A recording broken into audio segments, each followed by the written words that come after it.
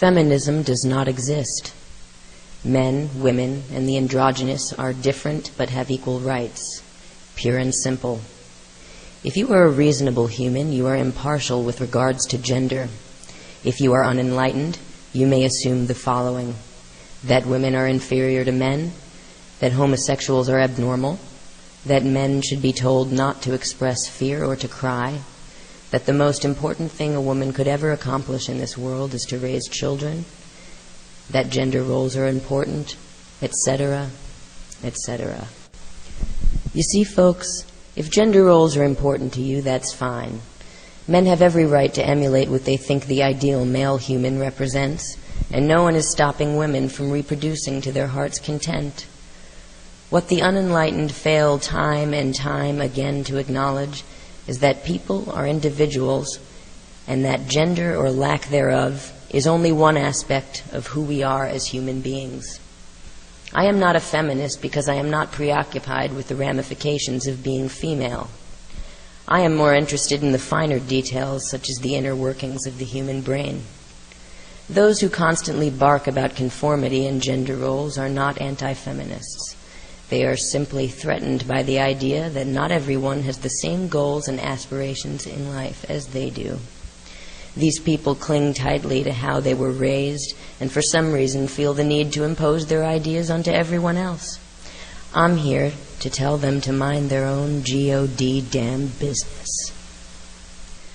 Many of these people that I have just mentioned are listening to this video and are attempting to twist my words and claim that I am imposing my ideas onto them. That is not surprising. Like creationists, these people have no other strategy available to them since they don't have an argument. What they display is behavior similar to a dog that barks needlessly at passers-by. They defend the resistance to human progress like an aggressive dog defends its territory. They are in fact so threatened by people who don't live according to their cookie-cutter standards that they perceive that those who make different choices from theirs are actually imposing these choices onto them. Similarly, when an innocent pedestrian is minding his business and happens to pass by the territorial dog, the animal is threatened that this human is encroaching on its boundaries. To those of you who were intimidated by my staged performance wherein I punched my computer screen for effect, to those who criticize me for not letting the street preachers get a word in edgewise in my video, Ghost Picks a Fight with Some Brainwashed Imbeciles, y'all can lick my boots. Many of you claim that I would have made a stronger case if I had been more diplomatic. Here's the skinny. Offering opinions analytically is getting old. It's what most people do here on YouTube when they make video responses. I don't tend to do what most people do, and that's a good thing because most people are boring. By the way, I did let the street preachers talk. Twice. After I realized they were repeating themselves, I saw no reason to allow them to continue to be redundant. I've been thinking about tactics recently, and I've come to the realization that I'm even more frustrated with thorough intellectual debates than I am with morons. People are so concerned with being meticulous and mature that they hold back time and time again. I'm more interested in saying exactly what I mean. Besides, I think a lot of people are so obsessed with the concept of maturity that they've forgotten what maturity really means. They have also forgotten to acknowledge their own anger and to accept it.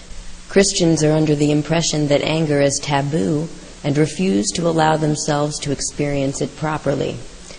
You may think characters like Ned Flanders are repressing their anger, but what they're really doing is transferring it onto their God figure.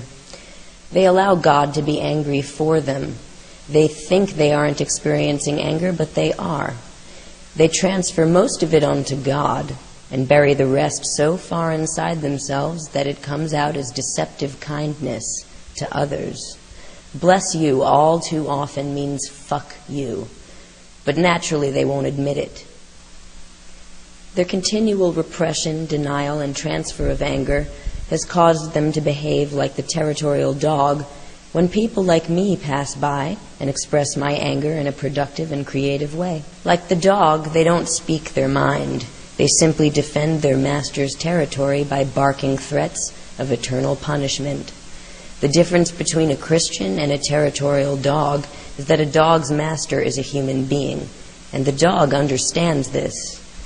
A Christian's master is also a human being. but he doesn't understand this. Territorial dogs and Christians are quite similar in that they both enjoy being subservient. This is something that I have absolutely no empathy for.